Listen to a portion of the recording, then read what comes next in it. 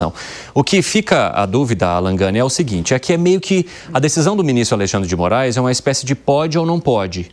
Pode, não pode. Porque ao mesmo tempo que ele diz que Bolsonaro pode conceder entrevistas, ele menciona que essas entrevistas não poderiam ser replicadas nas redes sociais de terceiros ou utilizadas por terceiros para fazer algum tipo de campanha favorável a Jair Bolsonaro ou alguma manifestação política. Então é muito complicado você conceder uma entrevista pensando que talvez alguém vá utilizar esse recorte, principalmente outras pessoas que também façam parte desse inquérito que hoje corre na Polícia Federal e que tem também ação já no Supremo Tribunal Federal. Olha só, Evandro, um grande imbróglio jurídico. Para mim, ficou claro que ele pode dar entrevista para um veículo de imprensa em papel. Aquela entrevista, né, geralmente é escrita, você tem as perguntas, você tem as aspas.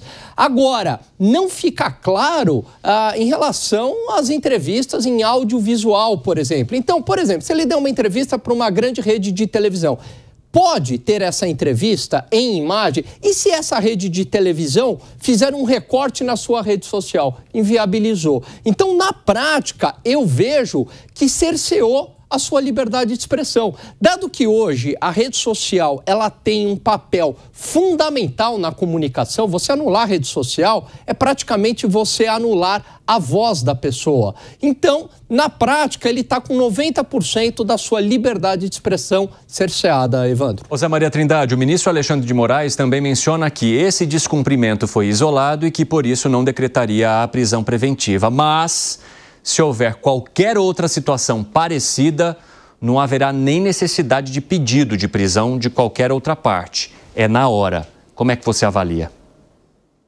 Pois é, eu até conversei aqui com juristas que são supremalistas, né, as pessoas que atuam no Supremo Tribunal Federal, e conversando, divagando sobre exatamente assim as mensagens que são transcritas através das sentenças. Geralmente as sentenças são mesmo meio fechadas, cada profissão tem o seu jeito de traduzir. E já houve um debate muito forte no Supremo há anos atrás sobre exatamente esse jeito de você fazer petição. Já houve ministros que simplesmente recusou o pedido porque não usou os termos jurídicos pertinentes, aqueles termos funbunis iuris e outros termos complicados e tal, e simplificou, aportuguesou, vamos dizer assim.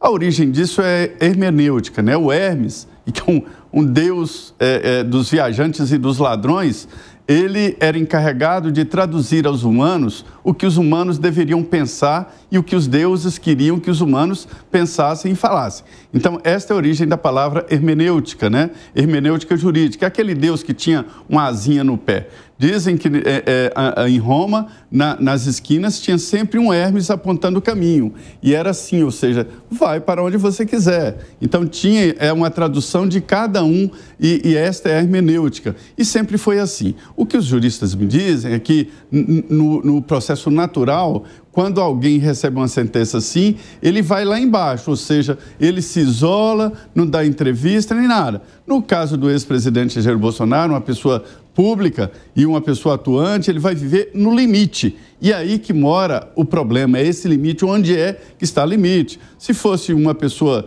comum, uma pessoa do povo, ele simplesmente nem sairia de casa para não correr o risco de uma interpretação de um juiz, né, ou de um ministro. Mas nesse caso é complicado.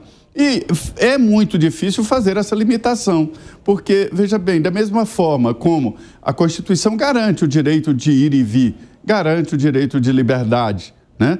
Mas um juiz pode determinar o fim desse direito à liberdade, o fim desse direito de ir e vir, é só decretar prisão. Da mesma forma, a censura. Só que, neste caso, ninguém quer admitir que estão censurando o ex-presidente Jair Bolsonaro. É simples, é só... Não, estamos censurando. Isso é uma sentença judicial. E o juiz, a justiça tem esse poder discricionário de colocar limites até nesses direitos individuais, nos mais básicos direitos, né? Então, assim, vai ser sempre muito complicado porque o ex-presidente Jair Bolsonaro vai viver exatamente nesse limite. É muito difícil definir. Na sentença, ele diz que foi pontualmente, né, a desobediência, mas que não vai decretar a prisão, ou seja, é tipo dar mais uma chance. É muito complicado em texto você definir limites numa situação tão sensível. Veja bem, vai dar entrevista, publicar onde? E quem vai replicar? Inclusive, Zé Maria Trindade, o ministro, na sua decisão, demonstra certa preocupação com a instrumentalização de entrevistas para meios de veículos de comunicação e etc., como uma forma de utilizar isso depois para as redes sociais. Então, o que ele fala? Beleza, vocês não podem fazer manifestações nas redes sociais, Jair Bolsonaro não pode usar as dele, ele também não pode permitir que aliados utilizem discursos dele nas redes sociais, como eles sempre fizeram. E aí ele já pensa, bom, se eu colocar essa proibição, o que pode acontecer? Ele conceder entrevistas e, de maneira prévia, aqueles que fazem a gestão de suas redes sociais ou seus aliados já contarem com esses trechos de entrevista ou prepararem Jair Bolsonaro nessas entrevistas para fazer recortes para as redes sociais.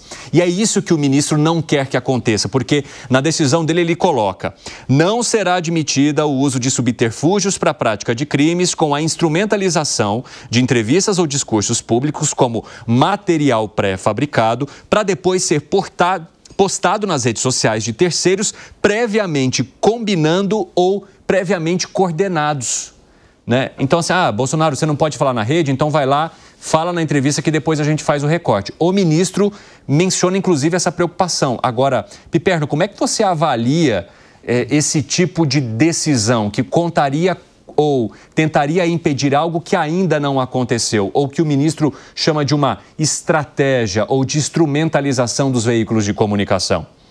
Eu acho que, primeiro, que quando se pune alguém, né, você tem que punir, deve se punir pelo fato, né? E não por algo que já aconteceu. Exatamente, não pela presunção. Então, ontem eu disse aqui que eu era favorável.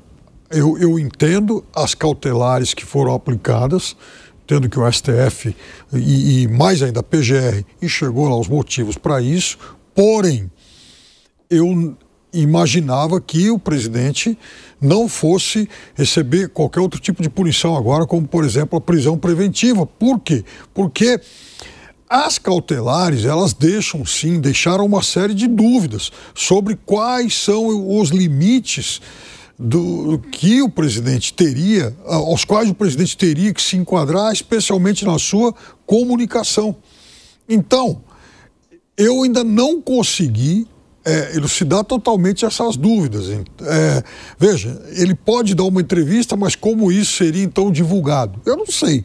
E me parece que esse texto, ele ainda não deixa isso muito claro. É evidente que se o presidente falar qualquer coisa, um monte de gente vai querer reproduzir para aplaudir, para apoiar ou até mesmo para criticar.